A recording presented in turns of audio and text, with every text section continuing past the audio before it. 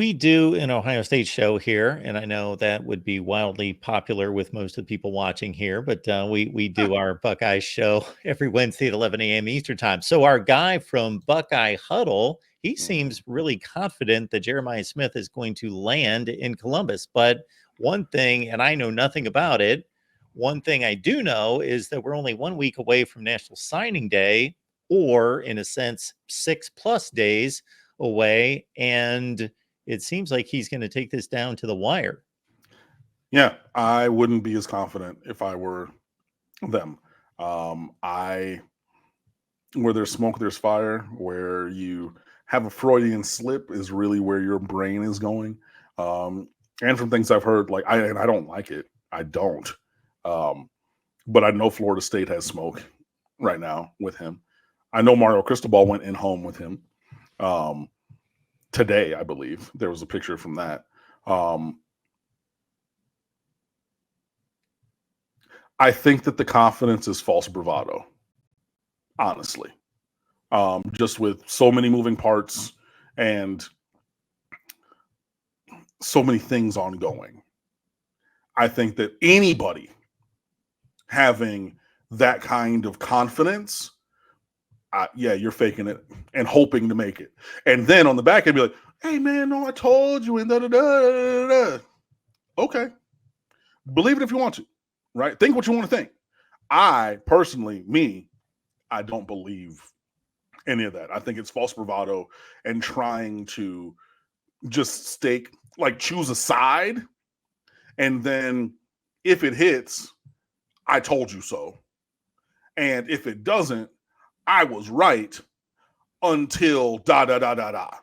I believe that that's the game theory of the prognostication and the commentary as I see it. I don't believe that it's based in fact. I believe that it's trying to build a construct to have validity for the opinions of that person, either way that it goes. But that's just my view, having done this for as long as I have.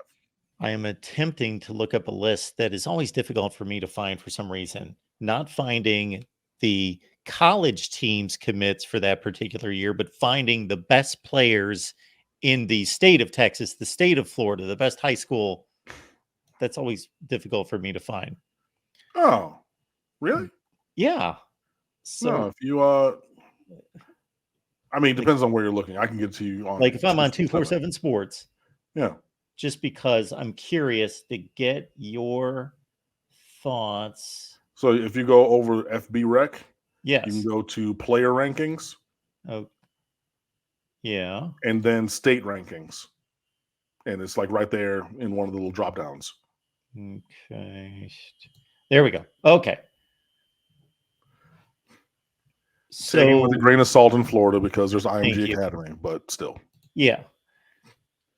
So based on looking at this a million times in my life, I'm thinking we're going to see 12 or 15 5-stars, and we're going to see about, maybe not that many, but anyway, we're going to see about 65 to 70 4-stars, 4 and 5 stars. Okay. Sounds about right. There's what what would you 37 anticipate this year? And of course, these are rough figures, folks. We know that there are 3 stars that are going to become great players, so let's forget them for a second. Mm-hmm. How many, if Mario Cristobal has this thing going at a reasonable rate, how many of those players in a typical year should land at Miami? If we say that there's 40 blue chips, so I think there's more than that. Well, like I said, as of right now on that list, there's 37. Oh, okay. 4 and 5 star. Okay. In the state of Florida.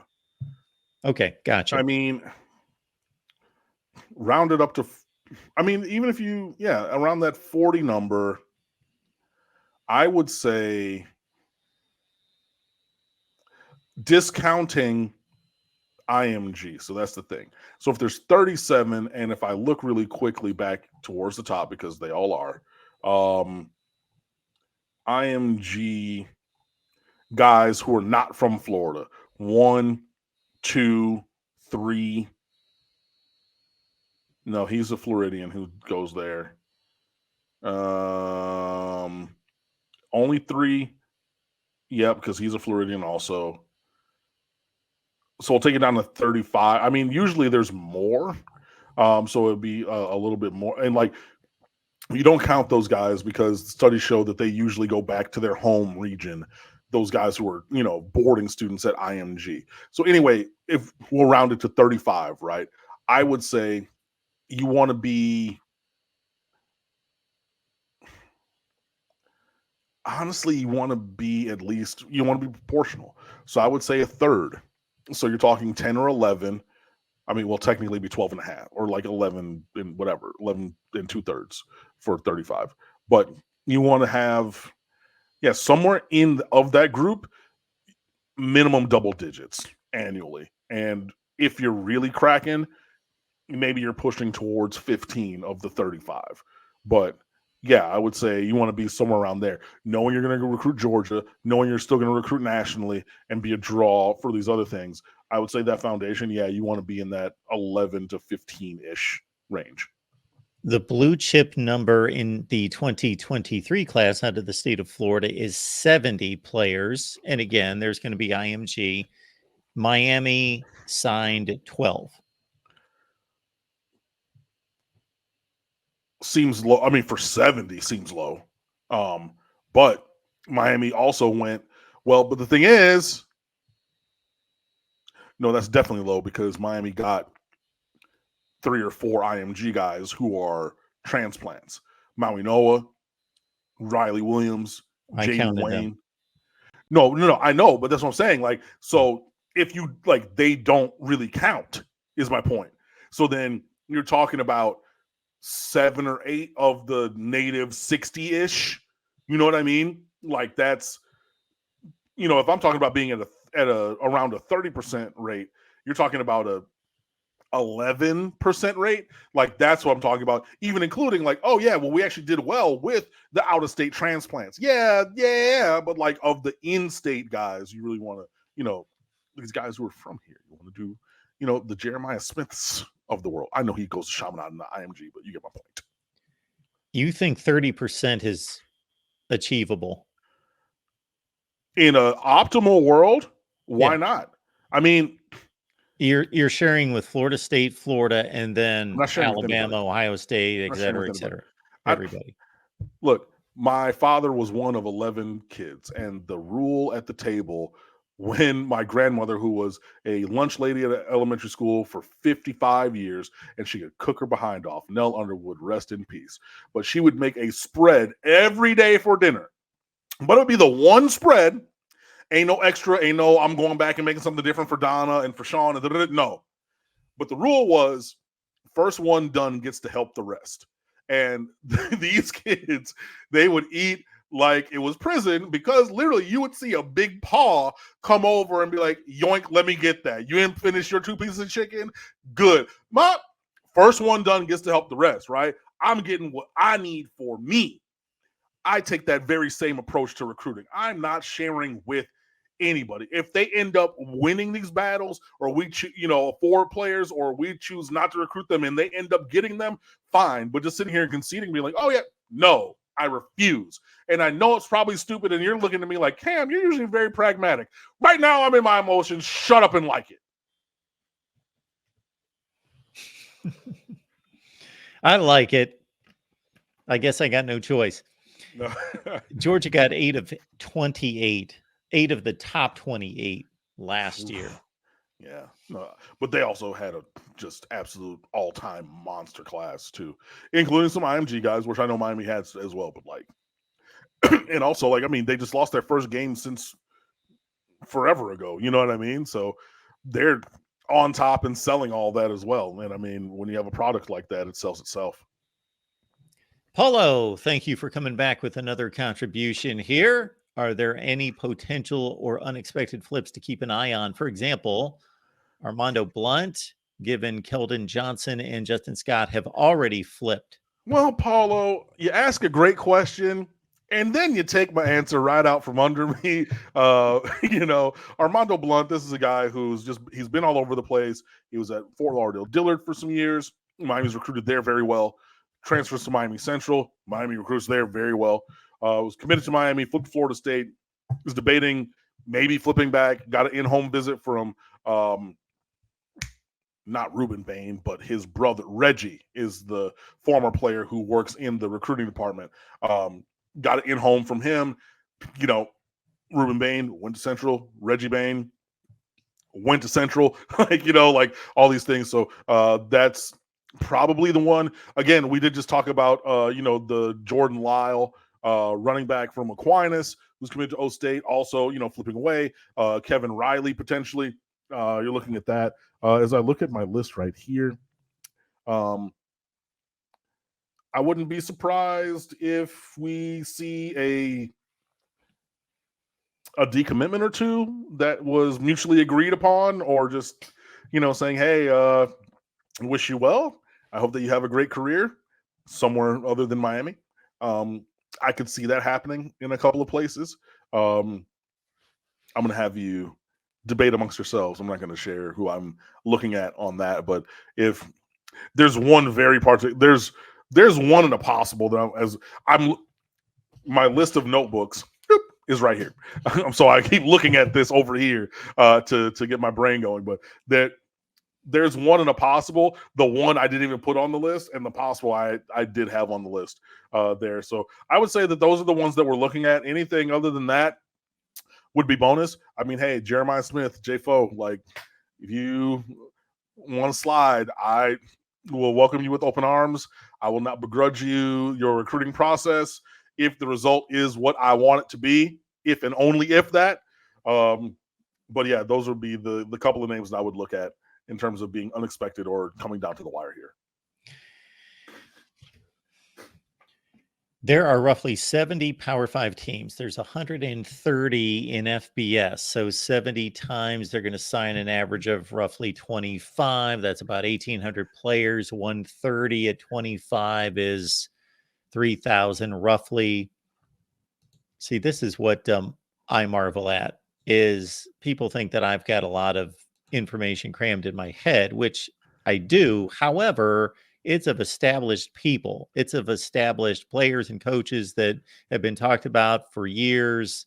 Their stats are all over and can be found, seen them play, seen them coach. That reinforces the memory. That obviously confirms it over and over and over, as opposed to how many out of those 3,000 do you think, if we just started throwing out names after signing day, that you would have some level of working knowledge of who those people are? I mean, they would obviously be either, so Miami is probably connected to roughly 100 a year that maybe came to a camp and stood out, maybe got a camp offer or a wait and see offer or something like that. So I think 90 to 100% of those, plus, in the top 247, top 250, we'll call it, of blue chips, maybe half on top of that.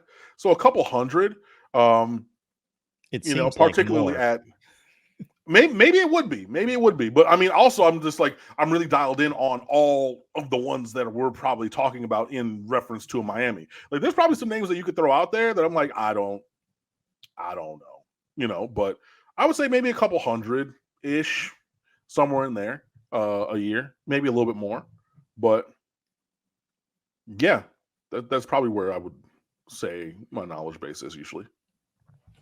Because again, I listen to you every week. There are a handful of other people that I listen to. I get this information put in front of me all the time, but there is no reinforcement of knowing what the people look like, watching them play, seeing their statistics, like there is Aaron Rodgers, or it's people that you're. But I also like. It's one of my gifts. It's one of the things that I love, and like information goes in, like like a Luke Nickel, from Alpharetta, like the Antoine Hill kid, 4-star who was committed to Dion as a quarterback, 6'5", big kid, can run, has a big arm and everything. he's a guy who I'm looking at is like, hey, maybe he's decommitted. He was always somebody that I was thought maybe could fit at Miami, but also like he had notoriety for that. But he's in the 25 class. Both of those guys are in the 25 class. You know, Malachi Tony from American Heritage, you know, he excuse me. He was the freshman who stood out in the first game of his freshman year. Last year's a 26 kid. So like there's also layering that goes on with that. That's Ja'Cory Brooks. I'm asking about the offensive lineman. Jabari Brooks, Alabama. the offensive lineman. I don't even see. I don't know that guy. I mean, I know they have a Tyler Booker who played snaps. I mean, this is a depth guy who probably, you know, if I were to look back at Alabama recruiting classes, if I go to SEC, I can probably find him somewhere. There is a Jabari Brooks who is a UCF commit from Samford, who must have played at Samford at one point. Okay. In the 24 class. Oh. But he's already transferred, apparently. Or maybe he transferred a couple of years ago and transferred again. I don't know. You know, it's infrequent, Chi-Town Kane, but you stumped me. I don't know. Like I said, I was thinking you meant Ja'Cory Brooks, who like I know people have been talking about. This Jabari Brooks guy, you stumped me. I don't know. Maybe I'll look into it or whatever, but I don't know. You know, I don't know. I don't know. And again, unless I'm missing something, I don't even know why he would be in play. He was on Samford's roster in 2023, and he has transferred to UCF, if I've got the right guy. Oh, so maybe there's the answer. Chi-Town, no problem. I may not have the right individual, but I probably do.